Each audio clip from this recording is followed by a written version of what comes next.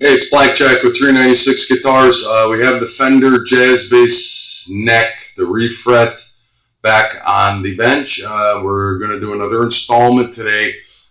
We have taken out the old frets, put in the new frets, leveled the new frets, and we are in the process of polishing the frets, sanding and polishing the frets. And I've already kind of gone through and done the fret ends, but that's a final thing that I always touch up at the end.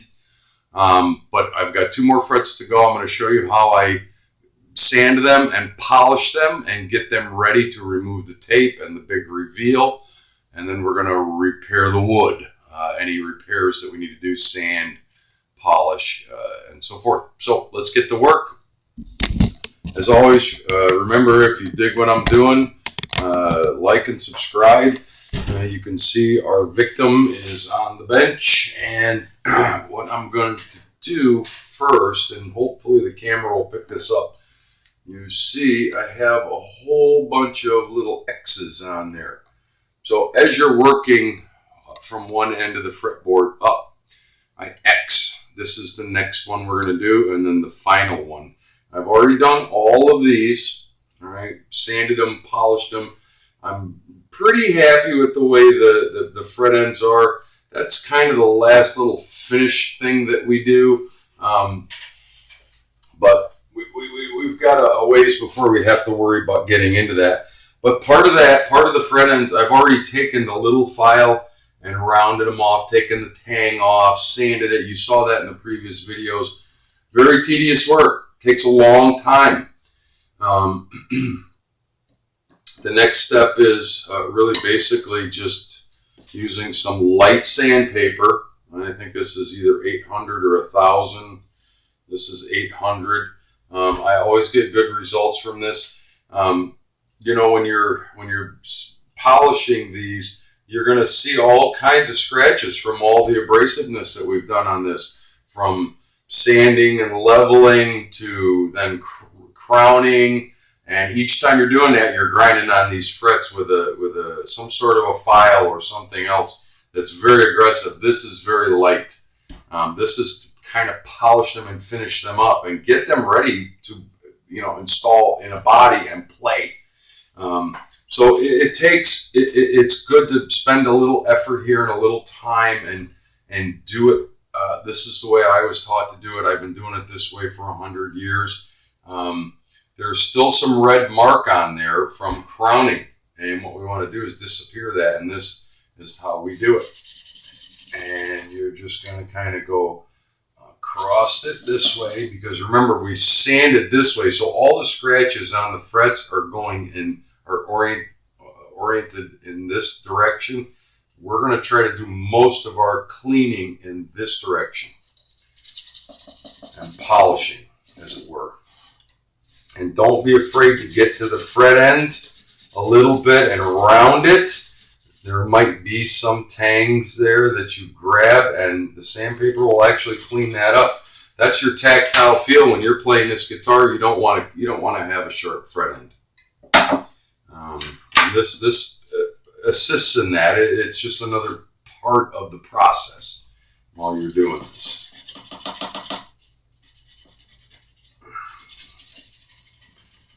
And you can see it's going to go fast because it's a very light sandpaper, and what we're trying to do is remove the micro scratches. You can't ever get them 100% out, especially with these. I went with stainless steel on this guitar.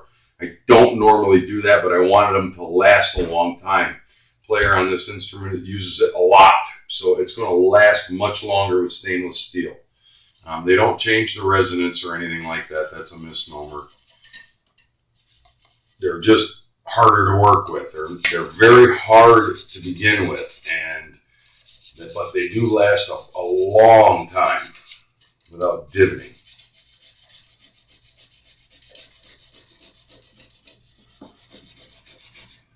Trying to orient in that direction, and every once in a while, get your bionic eyes on and really get close down on it and eyeball it.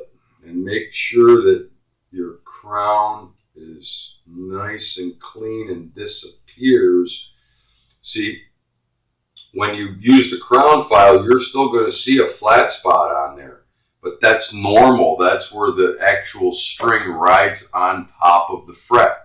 That's what crowning is. It doesn't mean that it makes it completely round. It actually brings it up to a point, and then there will be just a ever so slight flat spot on the top. That's where the string actually rides on the fret.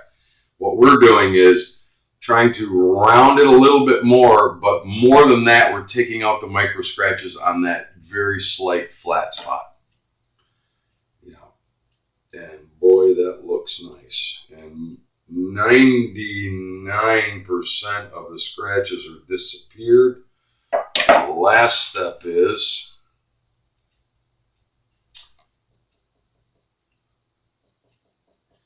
a little fret polish, because sandpaper material gets in those little micro scratches.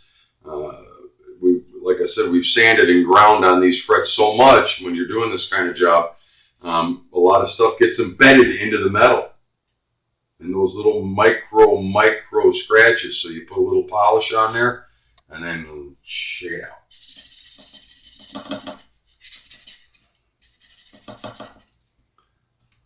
All that stuff right there.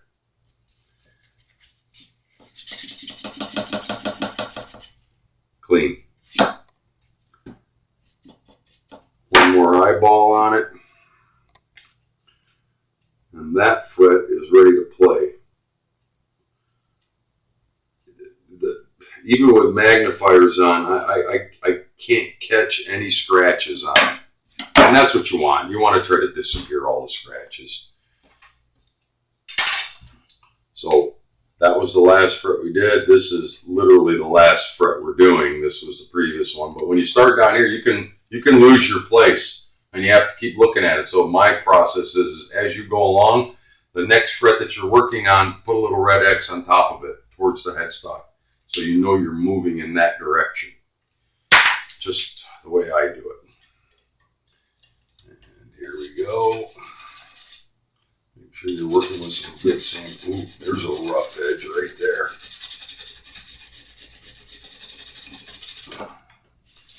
Make sure you're using a very light sandpaper. That way, when you get aggressive and start moving fast like I am, you're not cutting the fret anymore. All you're doing is polishing it. No matter how hard or fast you go, unless you're using a power tool, which I don't recommend, it's not going to cut the fret anymore. All we're doing is really polishing it at different steps and levels. Everybody has a way of doing this. There's a lot of different ways. This is the way I like.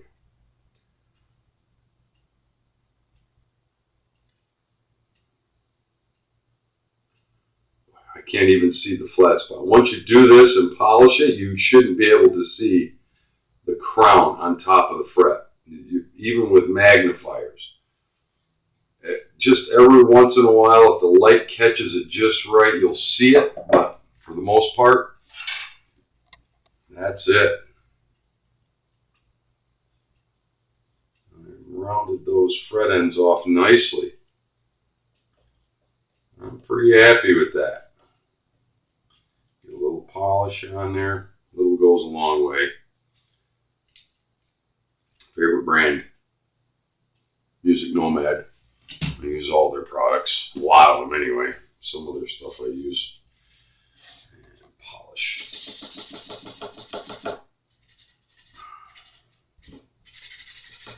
Now, there it is. Back. And if you had a real sharp fret end, the paper towel will grab on it and leave all kinds of goo-goo stuff there. Eyeball it one more time. It should feel like ice smooth to the touch. And it does. And it looks beautiful. And from here, you'll never see it. I don't care if you have eagle eyes. You'll never see any imperfection on any of those frets. Now, that being said, this guy right here, I'm not happy with. the way the light is shining on it, and only that one, because once I saw that one, I started looking at all of them, and I didn't see it anywhere else, except right there. There's a little bit of scratching left going on, so I'm going to redo that one. I'm going to redo it and try to get those micro scratches that actually my eye caught. Now, I don't play a lot down in this register on a bass, and I'm a bass player, but I did catch it, and it was only the way my bench lights for filming were catching it. Yeah, right there. And that, so they say, is that. Took them right out.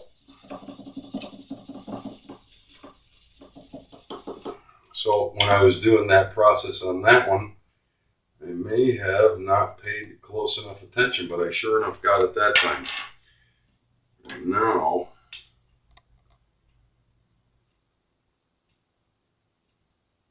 oh yeah, she's beautiful now. We're just going to polish it again. We're going to polish it one more time, just to get that goop off there. And then we're going to pull this tape off and see what's going on there, because tape's been on there for a while, and I'm sure we're going to have some file marks and some stuff that's on the wood that we don't want, but we're going to fix that up too.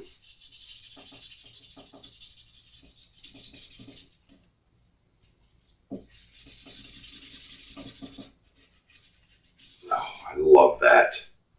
That is beautiful. Sometimes I amaze my own damn self. Okay, I'm going to pause really quickly. I have to get a couple of other tools out, put some of this stuff away. We'll be back in just a moment. Okay, so let's pull the tape off. Everything, this is a big reveal moment always in a job like this, and this could take longer than I want to film, but let's get some of it off. And this is what reveals if there's any kind of stuff happening on the fretboard that you didn't want to happen while you're using all kinds of abrasive tools and sandpaper and files, and not so much on the back side, but definitely on the front side. And I would recommend you pull this tape off slowly, because it's been on there a while, and let's face it, this fretboard is old. You don't want to peel anything off that you don't want to come off.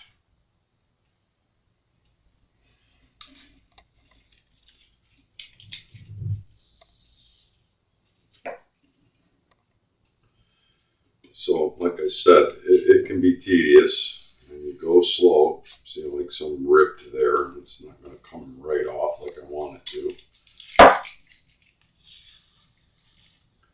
So far, so good.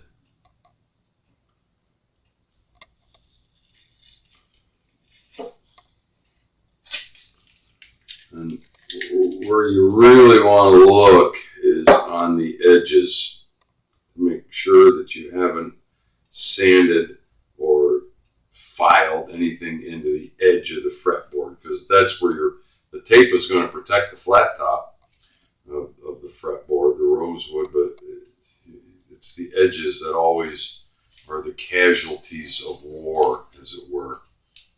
And so far, so good. I'm going to pause while I pull the rest of this tape off. You don't need to see that whole procedure.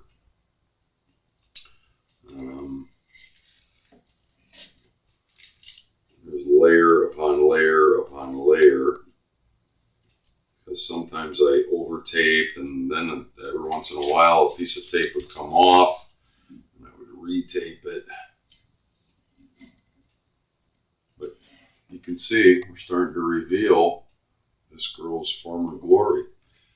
So I'm going to pause really quickly while I remove the rest of this, and then we're going to, together, we're going to inspect all the edges, the fret ends, and the wood on the board before we move to the next step, which is going to be actually inspecting the frets, includes making sure that they're all set. So stand by. Okay, so we're back. You can see that we got all the tape off. You can also see that I have a razor blade and my sandpaper is still here. There was one rotten kid in class when I put all the new frets in. They all took, except this guy right here. And I'm going to show you what's going on. This guy right there. And you can see there is some glue that pushed out there and across just ever so slightly. You can see the shadow of it. So how do we fix that? It happens. I got really lucky on this board because every one of these frets went in. That was the only one that when I was pressing it in, it was popping back up. And what do? You got to take some CA glue. You know, that super industrial strength. I made a mistake and used the super thin stuff. I should have used the medium.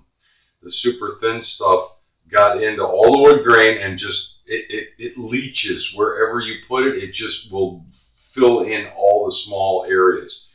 It's not the end of the world, but what we have to do is now take a razor blade and scrape ever so slightly, not with sandpaper yet, just scrape off the very top layer, which is basically the super glue, the CA glue that got on top of the fretboard. And I can feel it. Every other fret is completely smooth. I mean, brand new smooth, because you saw how we radius sanded the whole board. But that little part right there, and it is actually discolored. And that's because of the CA glue. So what we do, and I'm going to show you a little bit of it right now. I hope the video picks this up. This is our problem child right here. You have to kind of come across it with a razor blade. And you will actually see the glue coming off of the fretboard, the rosewood. It comes off of the fretboard. And you can feel it under the razor blade. It catches and it just kind of snow plows it up into a drift as such. Let me see if the camera will pick that up. It kind of piles it up right there. Right there. And you have to keep doing that, and it will discolor that portion of the board until you're done and it doesn't catch any more of that super glue, that CA glue. And you just kind of snow plow it all the way up, and you'll know, and some of it may be on the side. There's actually a piece of tape that got glued to the side of the neck. That stuff is, I told you, be careful with it. And I've been doing this for a long time, and I got stuck here. Now I got to clean this little mess up. And you'll know when all the CA glue is gone, because now this is just as smooth as this. That's when you stop. Now over here, there's still a whole bunch of it, so I got to flip the neck around and do that same process there. And then we can take some very light sandpaper, clean up that board, and it will polish up and look just like every other fret on either side of it. Okay? So let me pause really quickly while I meticulously grind away at that, and we'll be right back.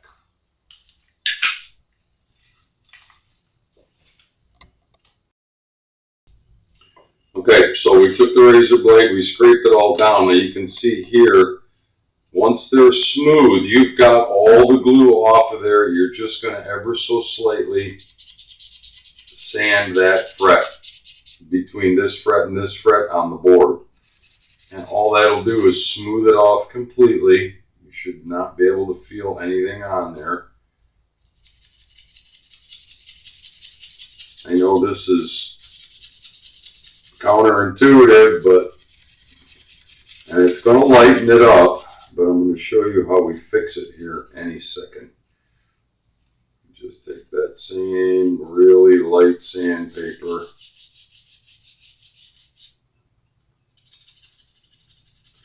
Sand it down. And you may see some of the glue still coming off, but for the most part, you can't feel it. And all it does is lighten up the board slightly. I don't know if the camera's picking that up. You can see these two frets here and here. These two are lightened up slightly. Not a big deal. Get a little bit of polish.